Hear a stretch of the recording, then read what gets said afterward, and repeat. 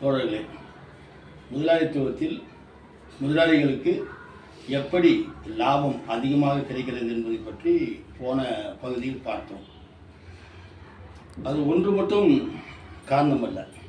அந்த காலகட்டத்தில் கொலம்பஸ் என்பவர் ஸ்பெயின் நாட்டு ராணியிடம் சென்று, எனக்கு கொஞ்சம் நிதி தாருங்கள், நாங்கள் தங்கம் இருக்கிற இடத்தை கண்டுபிடிக்கப் போகிறோம் என்று கேட்டார். பசிபிக் மகா சமுத்திரம் மிகப்பெரிய சமுத்திரம். இந்த பக்கம் ஐரோப்பானா, அந்த பக்கம் அமெரிக்கா. இந்த சமுத்திரத்தை தாண்டி போய் தான் இந்தியாவை அடையணும்னு சொல்லிட்டு அவங்க அந்த காலத்தில் யோசனை பண்ணிச்சாங்க. இதில் இடையில போர்ச்சுகீஸ் ஆளுங்க வாஸ்கோட காமா சுற்றி ஆப்பிரிக்கா கண்டத்தை சுற்றி இந்தியாவுக்கு வந்துடுறாரு.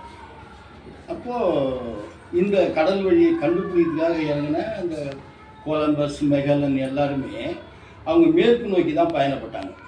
மேற்கில் தான் இந்தியா இருக்குது.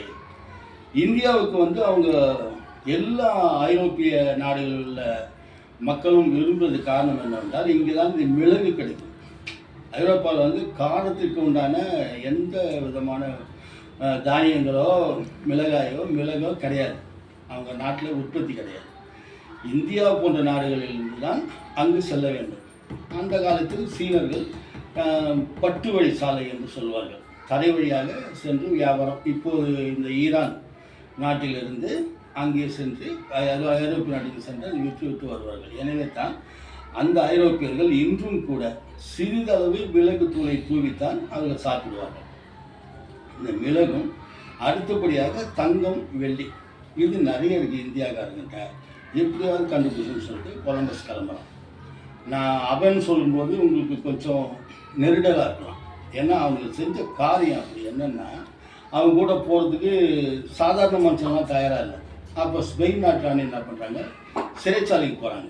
அங்கே போயிட்டு மரண தண்டனை கைதிகளை, அடுத்து இவர்களை தூக்கிலிட போகிறோம் என்று அறிவிக்கப்பட்ட கைதிகளை இவர்கள் அழைத்து சொல்லுங்கள். எப்போனா சாவதான் போகிறான், உங்களோட செத்தான்னா, இங்கே ஜெயிலில் செத்தான்னா அப்படின்ட்டு அவங்கள ஏற்றி விட்டுறாங்க.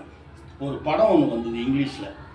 அங்கே அமெரிக்காக்கார எடுத்த படம். அது ஐரோப்பாவில் ஒரு முக்கியமான டேம் உடைக்கணும், அதுக்கே ஆள் திரட்டுவான். வரமாட்டாங்க. அங்கே ஹிட்லர் வெயிட்டாக இருப்பான்.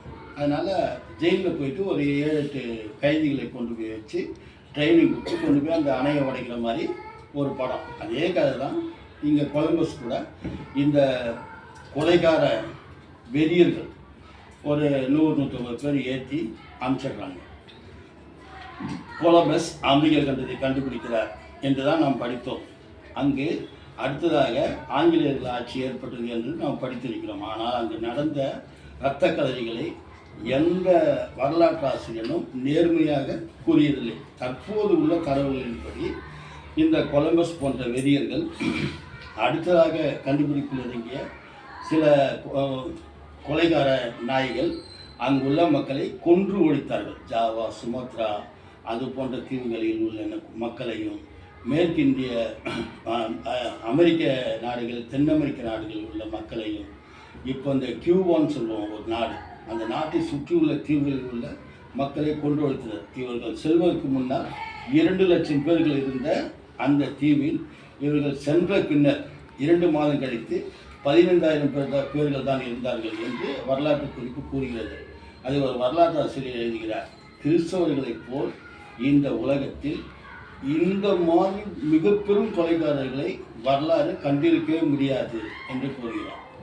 அப்புறம் தொடர்ச்சியாக அந்த மன்னர்களை பார்த்து, மன்னர்களை அடிமைப்படுத்தி அவங்க தங்கத்தை கொள்ளையடித்து கொண்டு வந்தார்கள். அப்புறம் அங்கே தங்க சுரங்கம், வெள்ளி சுரங்கம் எல்லாத்தையும் எடுத்தாங்க. இந்தியா கூட தொடர்புபடுத்தி அவருடைய சரக்குகளை இந்தியாவில் கொண்டு வந்து விற்றார்கள். இந்தியாவில் உள்ள பருத்தியை கொண்டு போய் அங்கு துணியாக நூற்று, நூலாக நூற்று கொண்டு வந்து விற்றார்கள். அப்போ இந்தியாவில் உள்ள அந்த பழைய நெசவாளியின் தொழில் அடிப்படும் அல்லவா? அதே போன்று இங்கு சணல் உற்பத்திக்காக இருந்த நெல் உற்பத்தியை, கோதுமை உற்பத்தியை அழித்து அந்த சணலை மட்டும்தான் விளைவிக்க வேண்டும். இன்னும் ஒரு விஷயம் இருக்குது, அது சொன்னால் உங்களுக்கு நீங்கள் மிரண்டு போயிடுவீங்க. இப்போ நீங்கள் போதைப்பொருள் சொல்கிறீங்களா, அந்த ஓவியத்தை ஓபியம்னு சொல்லுவாங்க. அந்த ஓவியத்தை பயிரிடுவதற்கு வங்காள விவசாயிகளை வற்புறுத்தி துன்புறுத்தி கொலை செய்து அந்த ஓவியத்தை ஆங்கிலேயர்கள் அங்கு பயிரிட்டனர். அந்த ஓவியத்தை கொண்டு போய் சீனாவில் விற்று சீன ராஜாக்கள் வந்து இவங்ககிட்ட அடங்கலை. இந்த போதை கலாச்சாரம் அங்கு உருவான பிறகு அந்த இளைஞர்களை மயக்கி அந்த நாட்டையே இவர்கள் கபலீகரம் செய்தார்கள் என்பது வரலாறு. இப்போ நம்ம ஒரு கன்க்ளூஷன் வந்து இவங்க முதலாளிகளுக்கு எப்படி இந்த முதலீடு கிடைத்தது, மூலதனம் எப்படி கிடைத்தது என்று பார்த்தோம்னால், ஒரு பக்கம் பட்டறை தொழிலாளர்களுக்கு கூலியை குறைத்து அந்த பணத்தை கொள்ளையடித்து அந்த உபரி மதிப்பை கொள்ளையடித்து அந்த லாபத்தை கொள்ளையடித்து வைத்துக்கொண்டு அவர்கள் மேலும் பணக்காரர்களாக மாறினார்கள். அடுத்ததாக இந்த விஞ்ஞானிகள் இவர்கள் இறங்கி எந்திரங்களை கண்டுபிடித்து எந்திரங்களின் மூலம் உற்பத்தி செய்யும்போது அபரிமிதமான உற்பத்தி. சாதாரண ஒரு ஆள் ஒரு குடம் செய்யறதுக்கு ஒரு நாள் ஃபுல்லாக தட்டின உட்காந்துருப்பார். ஆனால் எந்திரங்கள் வந்த பிறகு 1000 குடங்கள் 10,000 குடங்கள் வந்து உற்பத்தி செய்யப்பட்டது. உதாரணத்துக்கு சொல்லணும், இது போன்று அனைத்து சரக்குகளும் உற்பத்தி செய்யப்பட்டன. இந்த காலனி நாடுகளில் இருந்து வந்த செல்வம் இங்கே ஐரோப்பிய நாடுகளில் தரை வழியாக சாலைகள் அமைப்பது, அப்புறம் கால்வாய்கள் அமைப்பது. கால்வாய்கள் மூலம் அந்த சின்ன சின்ன ஷிப்பில் வச்சு சரக்குகளை கொண்டு போய் ஹார்பர் கொண்டு போய் அங்கேருந்து ஏற்றுமதி பண்ணிடலாம். அடுத்ததாக ரயில் பாதைகள். நாம் உடனே சொல்லுவோம் ரயிலை கண்டுபிடித்தது யார், ரயிலை கண்டுபிடித்தான் ஸ்டீவன்சன் அப்படின்னு சொல்லுவோம். அந்த ரயிலை கண்டுபிடித்ததும் அந்த ரயில் பாதையை போடுவதற்கு அந்த தொழிலாளிகளை அவர்கள் உழைத்ததும் கண்களில் கண்ணீரை மட்டுமல்ல நமது ரத்தத்தையும் சிதறடித்து விடும். அது போன்ற ஒரு கொடுமையான செயல்கள் அந்த பாலங்களை அமைப்பது, சாலைகளை அமைப்பது, கால்வாய்களை அமைப்பது போன்ற வேலைகளுக்கு இந்த தொழிலாளிகளை இவர்கள் பயன்படுத்தினார்கள். மூன்றாவதாக ஒரு சிறிய வரைபடம் மட்டும் அதோடு முடித்து விடுகிறேன். மூன்றாவதாக இவர்களுக்கு இந்த அமைப்பில் முதலாளித்துவ அமைப்பை உருவாக்குவதற்கு எப்படிப்பட்ட நேரம் இருந்தது என்றால், அந்த நேரத்தில் அந்த வரலாற்று காலகட்டத்தில் இந்த ரோமன் கத்தோலிக்க சர்ச்சுகளை எதிர்த்து ஒரு புரட்சி நடந்தது.